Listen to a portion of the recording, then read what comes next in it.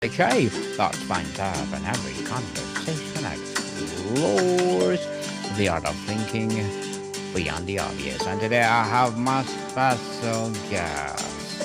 He is a fellow podcast host, none other than Mr. Victor Gichun. Hi, Daniel. Thanks for having me here.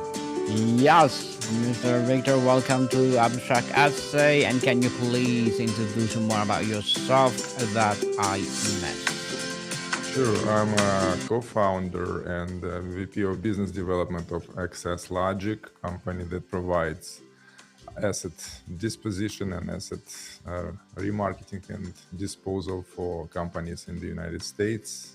Moved from Russia, born in Ukraine, moved from Russia to the US in 2011 and built a seven-figure business with just a travel visa. So this is why. Yes, and thank you so much for sharing your knowledge and wisdom to the world.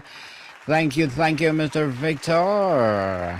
And today let's talk about how to start a business in the US.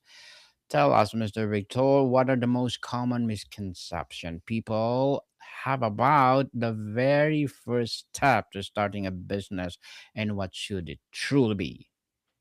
So the first misconception is to do what you love. This is the biggest misconception and biggest myth, uh, which I saw from many videos and interviews. A lot of successful people say you need to do something, start a business with doing what you really love. In many cases, this is true, but this is not the only way to do it. I would say you need to start business to do something which you're really good at.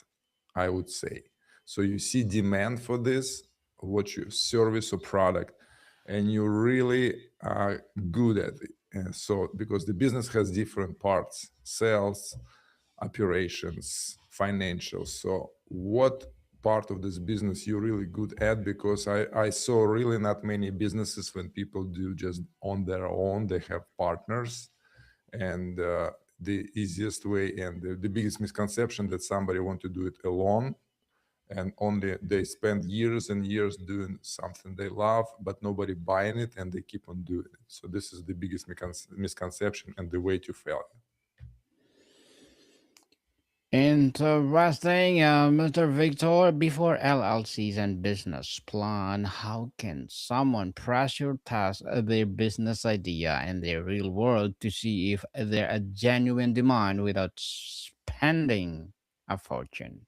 This is great question, and I think this is in any business pretty much you can test so-called MVP, minimum valuable product. Either it's a service or product by offering it minimum. So you need to find the one value in your business. What is this? What would people use? And it's not necessarily that the people will be directly paying for this. If we're talking about service, like let's take Facebook, right? Facebook doesn't charge me for using Facebook as a user, but Facebook worth right now like what, $1 trillion or something like that. Why? Because they found a way how they're gonna sell the information to the advertisers, right? Who will can advertise their products and services on Facebook more targeted than on Google. And this is how Facebook got into their niche. So what they did, they released the website and they saw a huge demand. People like to go to the website and immediately see some suggestion. Oh, you can be friend with this guy and with this girl. And when you see, uh, oh, I know these people. How do they know that I know these people? They had this wow effect. So this is the same. You need to find in whatever you want to do, one thing which will make people use it even for free, because you can find a way, and mostly all successful company finally find a way how to monetize that your users. But you need to find that feature. Just talking about our business, right? So we provide services to companies in the United States in the situation when the company no longer need equipment, either IT equipment like computers or whatever, or it's a scientific equipment, or it's a production equipment. So any type of equipment company has and they no longer need, either they're going out of business, or they moving, or they got acquired, or they merged with someone, or just they renewed. So they need somebody like us to come and take it. So there's a need for that service because they can't just dump it into the dumpster. They will be penalized by the government for this. And this is the need which we fulfill. And this is how we started the business. So always think who will need that one thing which you want to sell. And this is how you start your business. Well, Mr. Victor, if a full business plan feels overwhelming, what are the three absolute essential elements an inspiring founder must figure out on a single page before they incorporate? This is a good question too. To be honest, when we started, my partner and I started this business, we didn't have any business plan. We didn't write one. And this is, I don't believe this is really, this is another myth. This is my third business, and none of my businesses had a business plan. And they all three, I would say it's two. The first was not really successful, but the second and this one successful without any business plan. So what is the business plan? Like you said, you can write on one, like on a napkin. So who is my client? This is what you really need to understand. If you don't understand who is your client in terms of if it's a business to business, a company, what is this company, from what industry, what do they do, and who is the people are the people in that company will be I need to talk to sell my service or product. If you don't understand and don't even start, this is the answer you need to. So this is the best thing in business plan. Second question, once you answer the you have customer profile, then you answer the second question. How to I'm gonna get as cheap as possible, as many as possible, those leads, companies and people inside the companies to call or to email or to prospect through other media. This is the second question. How you need to find the way which you that you do it cheaper than your competitors. In the beginning, you can just do the same way as competitors just to start over, to start, right? But then you need to find this advantage. And the third, how to I make them to order my services and my products again to make it repeat. So this is three things you need to do.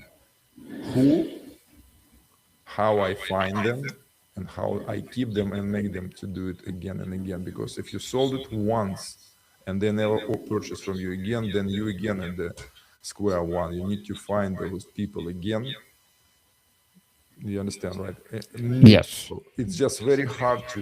My second business was like this, and even though we made good money and we grow fast, but finally we end up in the situation that it's very hard to grow a company because the market was saturated and there is always limited amount of people or companies that need your service or product if you work in one country, for example, even such big country as the United States. So three questions: who I'm gonna sell, who is my clients, very clear customer profile, how I'm gonna acquire the leads consistently, not just one list. I bought a list and I call of them, and then what? You need to really, and then how I'm gonna make them to buy this service or product again. Well, Mr. Victor, the legal and structural nuts and bolts. Mhm. Entity choice decoded LLCs as corp, sole proprietorship beyond the basic. What is the surprising pro or con of each structure that the new entrepreneurs often overlook when making this critical choice? Yeah, this it depends on if the company planning to raise capital or not. If you're not planning raise any money, if you're not looking for investors, then you can just open LLC and don't go through all this incorporation. Because the problem with opening a corporation, especially C corporation in the United States, that you will be double taxed. So you will be paying tax on the income on company level, corporate level, and then you will be paying additional tax whatever you paid yourself as a CEO on your personal income. So it's a double tax. So you pretty much will be end up every year paying all the money which you have on your bank account to yourselves to avoid this double taxation. So only open a C corporation if you really expecting that you will be having different shareholders and maybe you will go IPO or you will be raising money. Then and the best state in the United States to open C corporation is Delaware. It's a pretty much offshore, so you're not paying any taxes in Delaware. You pay like $350 a year for just registration. That's it, annual registration. LLC, the best form of corporation in the United States, of company for pretty much any business. And open it's in the state where you live. Don't watch those videos on YouTube which tell you, oh, you need to open an LLC in Wyoming because Wyoming has the smallest cost of registration, the renewal, and so on and so forth. It's all BS, because if you live in California and you do business in California, even though your LLC registered in Wyoming, you will be still paying taxes in California, not in Wyoming. So just open where you are, and it make your life simpler. And you can use just products like LegalZoom. They will open you for very minimum amount of money, do the job for you, and just uh, you can focus on your clients, on your business, not on legal stuff. Mm. Interesting to know that, Mr. Victor. So, what are the top two of the three non negotiable legal and tax compliance steps, like EIN, registrations, license, that the new founder should tackle in the month first to sleep soundly at night? I just go on LegalZoom. They all open all paperwork which you need. Seriously, I cannot provide any legal advices. So we just use LegalZoom for any entity we're opening, and this is very simple, professional, and they will just do anything you need, guys. So Mm. don't think about that. They will suggest. You will see on the website suggestion what you need to open the company, and then the price for each option, and you just go with the flow.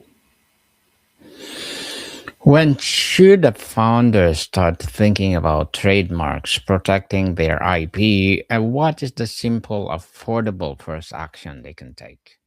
This is a good question. Yeah, some people do it right away. Some people never do it, and this is again depends on what kind of a business you are at. If you are in business to customer service, like you sell some products to the customers, to individuals, like let's say toothpaste or whatever, ice cream. So it has kind of brand, then I would recommend to do it right away. And on my YouTube channel, the contributors, you can find the interview with the professional copyright uh, legal professional who protect copyrights and do all this paperwork. So just go on YouTube and search the contributors, and you will find my channel, and you can search there by keywords that video. And so I would recommend here for to protect the brand, because if you will have a brand, ABC, let's say brand, which makes some product and people already know, recognize the name and the design and everything, that somebody can steal it from you. They can register it if you didn't register, and then start selling same products under the same brand, and you cannot do anything. And moreover, you need to cease and desist your selling you, because they will have copyright. But if you in service business, like for example us, it's pretty much not so important, because we actually had different name until 2018, and then we figured out that name was wrong, and we rebranded our company in 2018, and we're successfully doing business right now under Access Logic name. Because in service business, it's a service you provide, it's a relationships you build with the clients. So your brand name is not really important. So I wouldn't spend your time and money on registering something in a service business to business kind of area. So this is would be my answer probably on this question. Business to business indeed. And Mr. Victor, as a podcast host, as well as entrepreneur, what are your short term and long term goals? As business to business, your long-term goals is to build, to maximize the repeat business. So it's like for any individual, the goal to invest money from every paycheck to in something that create passive income. So when you get old, you can retire. You don't need to work, and your passive income will generate enough money, so you don't need to think about that, right? Same with the business to business. So you need to create enough clients that they make new orders again and again without getting new clients. So I'm not saying you need to stop getting new clients, but I think that at some point the long-term goal is just to build that the money coming to your bank account every year from repeat business exceeded amount of money coming from new clients. Once you get to this point, you can say I have a successful business. You can easily sell this business with a good multiplier if you want, or you can just keep it for your kids and for your future generations. So this is I think would be ultimate goal. Don't put ultimate goal, oh, I want to become number one on the market, I want to become like a monopoly, like so, because this is very ambitious, but it's not necessarily, trust me. Yeah, because any if you only one on the market, it's very hard. It means that there is no demand for this type of service or product. So you always will have a competitor. You better have competitors in your niche. So Mm. to be the one, it's not the goal. The goal is that to build relationship with your customers, so they don't switch from you to your competitors because they offer like a little bit cheaper service or something like that. So you provide value above the money.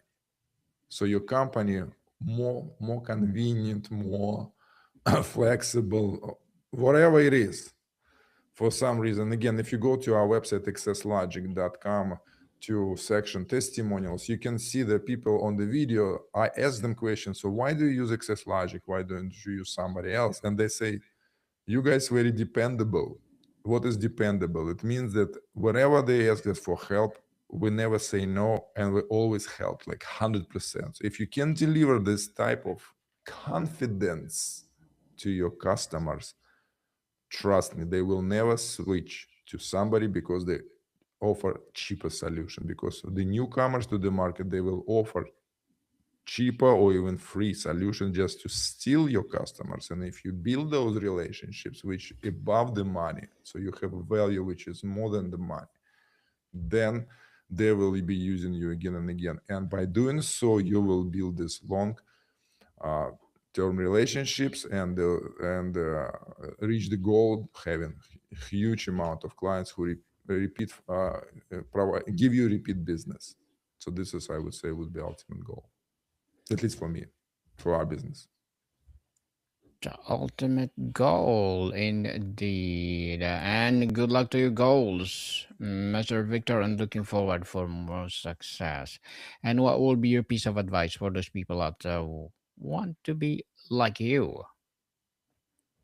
You don't need to be like me, be yourself. But if you want to build a business in the United States, and if you're not from the United States yourself, you're an immigrant like me, I would recommend you to find somebody here who moved to the United States better from your country. So he's your kind of buddy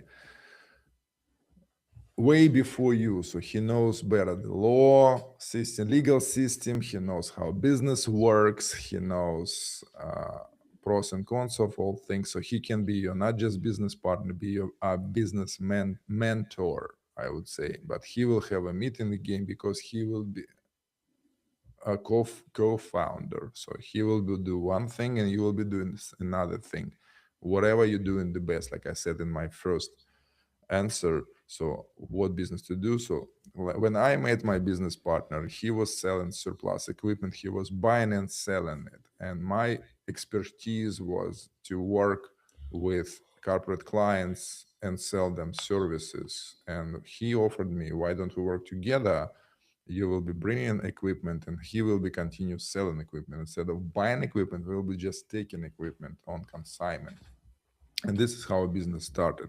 So try to find a partner who has expertise in the area of the business which you don't have. So you don't uh, substitute, you complement each other.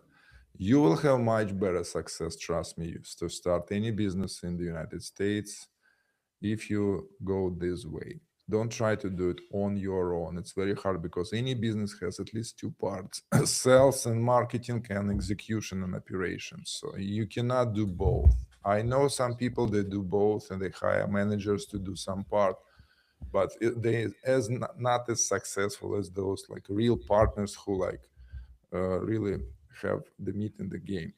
So this is would be my advice. Thank you for that advice, Mr. Victor. And once again, thank you so much for sharing your knowledge and wisdom to the world. So, can you please invite our listeners to support your business, your projects, or anything you want to promote on Abstract Essay? Thank you so much for Daniel for having me here. I was glad to share my expertise. And this is, if you want to know more about how to build business, how to make investments in the United States, or what kind of crypto you need to invest, you can go to YouTube, to my YouTube channel, The Contributors, or you go to thecontributors.com and it will redirect to my YouTube channel. Subscribe, hit the bell button to get notified about new videos. Otherwise, YouTube won't let you know. Thank you so much. Yes, people, let's support Mr. Victor because if you support him, for sure, more and more empowering business will rise. So, Mr. Victor, thank you so much for your time. Thank you, Daniel. Monica, people, see you soon.